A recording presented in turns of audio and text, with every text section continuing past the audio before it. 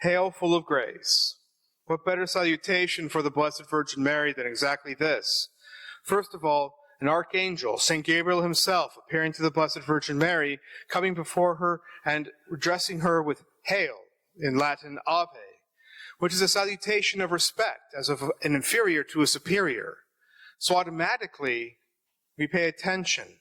An angel of God, an archangel, addressing Our Lady as his superior. What a magnificent demonstration of respect and of her place in the order of salvation. Full of grace. What does this mean? That there is absolutely nothing in her that is not absolutely filled with grace. That she has no more ability to receive grace. No, actually she does. She does. Our Lord Jesus Christ was full of grace in an infinite form because he is God. He could not grow in grace. All the grace he had from the instant of his conception. But the Blessed Virgin Mary grew in grace. She was not born the mother of God. She was born to be the mother of God. So she was full of grace from the very instant of her conception, and every day she grew in grace. Like a child. They're innocent, and so they're full of grace. But as they grow, they get to learn responsibility. They get to grow in virtue. They get to practice what they know to be the right thing. They get to obey. They get to choose to do the right thing. And as such, their capacity for grace grows. Now, it's not always full. They're not always perfect. Not one of us is. But they keep growing. And so the capacity grows. They receive their first communion. They have a huge growth in their capacity for what they can receive. They receive their confirmation, even more so. They receive other sacraments. They grow in grace. They take responsibilities. And so it is. And so it was with Our Lady. But the difference is, as she grew in capacity for grace, her level of grace was always topped off, was always perfectly full. That's something not one of us can ever say, of course. But this is her we're talking about, not us. So as her capacity grew, the amount of grace grew perfectly in union with it, so that she became absolutely full of grace even to the end of her life, even until she went body and soul into heaven.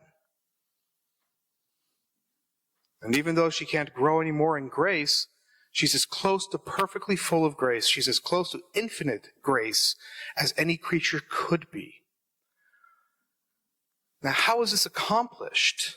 This is one of the objections thrown out by many Protestants when they attack Our Lady.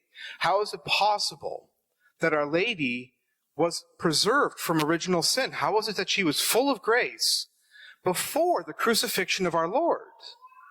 Because our Lord died after she was born, after she was conceived. So how was it that this came into being? How is it possible that she was born in grace, or she was conceived in grace this way? And it's very simple. And actually St. Thomas Aquinas, who has been purported many times of being an opponent to the doctrine of the Immaculate Conception, actually proved it very clearly. God does not work in time and space. He worked proactively. Before his crucifixion, he applied the grace of the crucifixion to her soul. It was a retroactive acting grace, if you want to call it that, so that Our Lady could be preserved, so that he could be born into a perfect vessel, so that there could not be a single stain that could be accused against him, or by extension, her. She could have no blemish. And so therefore she was preserved in the most amazing possible way. So overflowing was she with this grace that she actually was able to give this grace in a certain specific instance. St. John the Baptist was born in grace, not conceived in grace, but born in grace.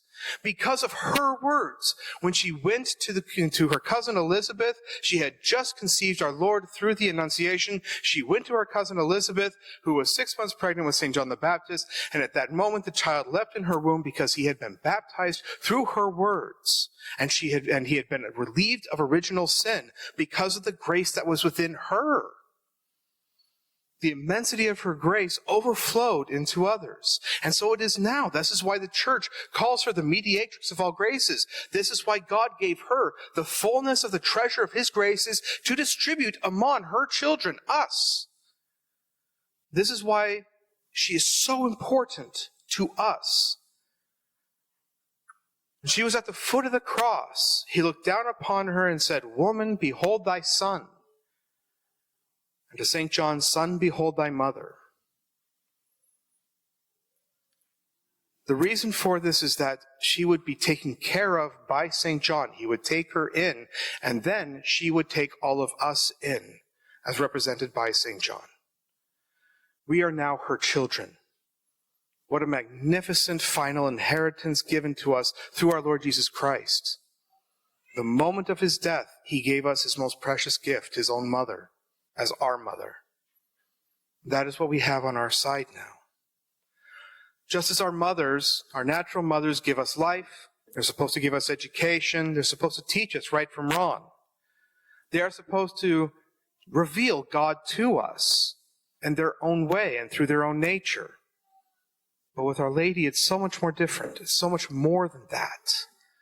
She gives us God literally, not by example, not by teaching, but by reality. She gives us eternal life. She gives us grace. She gives us our spiritual life. She gives us everything that God wants us to have. And she gives us more. She is always so good to us. And so we need to trust in her Immaculate Conception, in her grace, in her power, and how much power she has even over God himself. Fulton Sheen, in his magnificent book about Our Lady called The World's First Love, explains this passage of Proverbs that was the epistle for us. She is considered the first creature. Not first in time, because of course she was created much later than the first creatures, but she is the first creature in the eyes of God because she is the only single perfect creature in the history of this world. In the history of creation, she is the only one who represents and reflects perfectly the will of God. She is the only one. This is why she is the first love of God. This is why she is the most perfect creature. This is why she is given all these titles of mediatrix and co-redemptrix. This is why she has all of these gifts from God. This is why she has so much power over him. She is his mother. And God, being the source of all authority, will not violate that authority, the authority he himself gave to her over himself. Even God himself obeys his mother. Children, I hope you're listening. Even God himself obeys his mother. And we must too. Not just our natural mothers, but our spiritual mother, our eternal mother. We must obey her, which means we must follow her, which means we must trust her. If she has that much power, it's for a reason. It's for a reason. She can command God to save our souls, but we must be her faithful children, which is why we encourage this consecration, this total consecration to her. We ask her to take all of us, all of our merits, all of our sins, all of our good things, all of our qualities, and all of our bad qualities. We ask her to take every part of our being and to give them to God. Because let's face it, if God looks at our little paltry efforts to sanctify ourselves and our little efforts to gain merit, he's not going to be terribly impressed. We're not exactly the best workers for our own salvation. We don't always have the purest of intentions. We don't even always have the best desires for our own souls. We're weak. But if we take our own little simple offerings and give it to Our Lady, she will give it to him in combination with all that she has of herself, all of that abundance of grace, that almost infinite amount of grace. She will give that to him in connection with our own little offering. And then how much more agreeable and acceptable will it be to him? How much more beautiful will it be for him to accept that magnificent gift from her in which is hidden our own little offering, and so therefore us. How much more easily is it for him to receive us when we are her children, when we are her slaves, when we offer ourselves totally to her. And she will not abandon us. She will never abandon us so long as we are her faithful children and trying to be so. So long as we make those efforts to be truly her slave, to be truly her subject, and to be truly her child, she will never abandon us. And we must trust in that.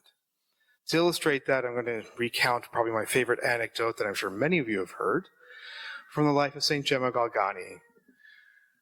St. Gemma was a stigmatist who received many apparitions during her life. And one year, her spiritual director was at the home she stayed at, and she went into ecstasy and started praying for a certain young man in the town who was a very renowned, infamous, and public sinner. And she started praying for him, demanding Christ. She was in an argument with our Lord Jesus Christ himself, demanding and pleading with our Lord to please free him from his sins and help him to convert. And our Lord was saying no. She was saying, how dare you say no? You can't say no. That's an ugly word on your lips. But our Lord started counting the sins the man had committed. And the spiritual director was there, copying everything down.